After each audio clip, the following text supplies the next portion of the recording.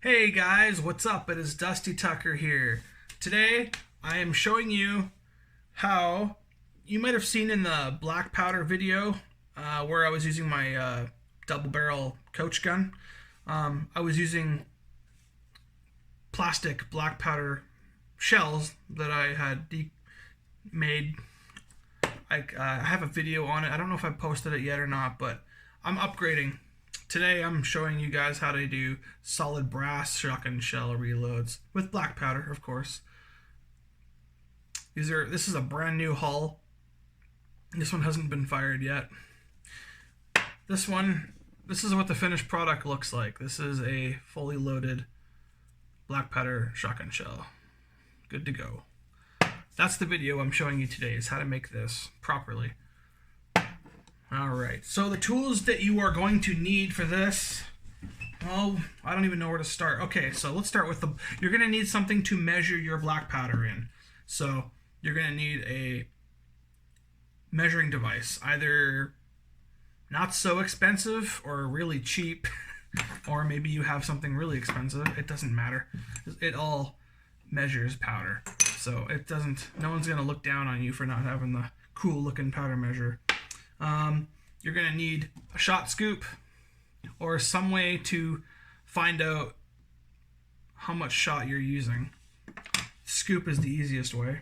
You're going to need large pistol primers because we are using Magtech brass and it's large pistol primers. So you can't use shotgun primers for these unless you modify the case, which I would not suggest. You don't want to mess with that flash hole. So what else are we going to need? We're going to need some black powder today. I am using the Hodgdon 777 triple FG powder. You can use double F, but I just prefer triple F because it's just what I've been using. You're going to need some kind of doweling, or I'm not using the press for this video because I don't have the die, the 12 gauge shotgun die for this yet. Not yet, but I will get it eventually. They're just kind of on the expensive side of things, so I haven't gotten around to it yet. But this is just 3/4 inch doweling. You can use that. It works completely fine. Now, if you have already shot, this is a spent primer. If you've already shot it, you're going to need a few extra tools, but not very many. But this video, I will show you how to deprime it without using the press and stuff. It's fairly easy. You're going to need just a mallet, and then in my case, I'm using a 3/8 hole drill bit for a cordless drill, and then a crescent wrench. That's all I'm using to deprime it. So you got powder. You're going to need wadding, yeah, and shot, obviously. Okay, so this is where it gets interesting. Normally, you would just use a 3/4 inch card, right? These ones are a little bit bigger, I find. The walls are, okay. Think about it this way. You got your brass on the plastic shell, right, on the outside, going all the way up. So if the brass is the same diameter as it's hard to explain, but the plastic is actually a little bit smaller than the hull on the solid brass. The plastic goes in just enough. So you don't want to use a 3/4 for that. You want to use, I just use 10 gauge overshot cards for that. It works perfectly. It's a little harder to push in there, but it'll stay in there really nicely. And then I'm using, I think it's 7.5. Yeah, I'm using 7.5 lead shot. I'm using lead shot because this is for cowboy action shooting. So I just bought a 25-pound bag there of hard lead shot. And then you're going to need some fiber wads. This is 11 gauge fiber wads. You're going to need a bag of those. This stuff is cheap. It's not very expensive. I think the most expensive is the lead shot and then the hulls themselves. I think the hulls, well, in Canada, they're about $2 a piece. So I think 25 was around $30. Just under $2 a piece, I guess. I think that's pretty much it. We can go ahead and get started now. I'm going to try to aim my camera down here enough so you guys can hopefully see what I'm doing. Let's see if this is a good view. Alright, so got to find my shotgun shell with a spent primer right there. Alright, so what you want to do is if you want to reload this, you want that guy out of there. He's no good to you, right? So the easiest way to do it is to grab your crescent wrench. Now you're just going to use the back part of the crescent wrench. I don't know if I can get a better camera angle than that. I'm going to try. Hold up. Hold up. I just don't want my camera to fall. Alright, that's as good as it's going to get without it falling. Okay, so now you want to take your, well in my case, my 3/8 hole drill bit. And you can see that little pocket that you want to get into. When you just sneak your pointy end all the way into that pocket, hold it in there, and then come on the little space, the gap at the back of this wrench here, and then just give it a nice bop with your hammer, and almost came out. Just might need one more little hit. Sometimes they come out very easily, and then other times they're kind of a pain. This one, I think the anvil is completely blown out of this one, so this one might be a little bit harder to pull out. Normally they're not this hard. Of course, for this video, it's going to be a little bit of it's almost out. You can see it. It's basically out. I think it's because the taper of this point is at the max. So I'm just going to go ahead and use a micro screwdriver that I don't use anymore. That should probably take care of the problem. Yeah, I just pushed on it and it fell through. That's probably a better tool to use. But I've just been using this because I haven't had a problem.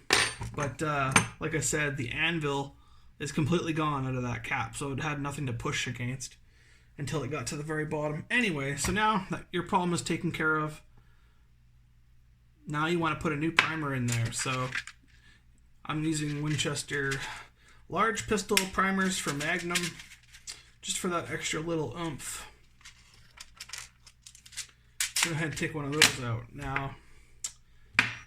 So there's two ways of doing that. Well, there's actually a few ways of doing this, but in my case, I'm lucky I got one of these tools. These tools are very handy. It's older priming tools. So your hull just slides in there. You put your primer in the correct orientation, then you flip this guy over, and you can see it kind of push. And now what I like to do is rotate it every so often. Push, rotate, push, rotate.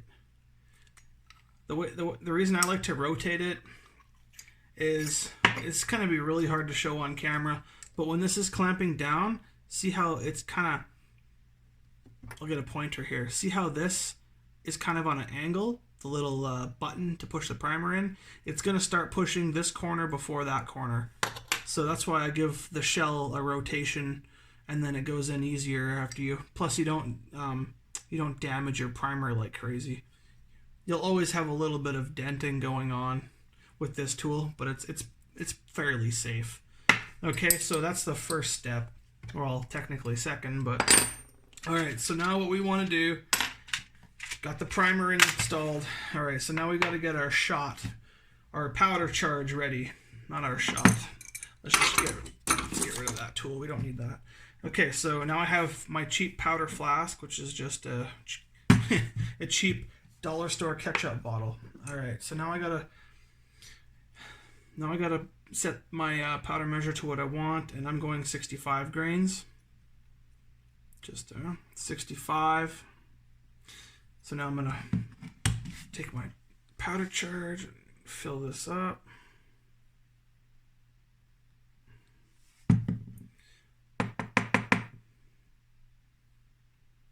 There we go. Charge is good. And you just dump it in the shell here. Perfect. All right, so now we have our 65 grains of charge in there. So now what we want to do is we're going to go directly to an overshot card. So we're using those 10 gauge cards.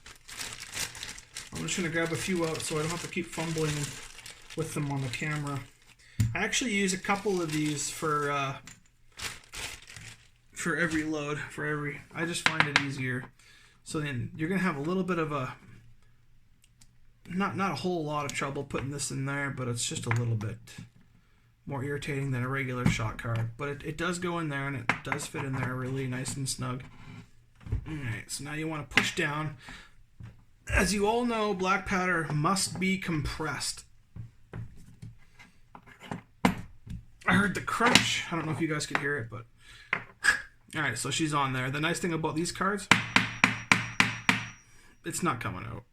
The thing is in there. Totally in there. Alright, so now what we want to do, because we only have this much of the case filled, we need some filler. So we're going to go ahead and grab some of those fiber wads. Now, I like to use 2 of them. I know some of you guys might want to, you know, just use 1, but I like to use 2. I like to have the case full to the top. And there's a couple of reasons why I like that better. I'll explain them as I go.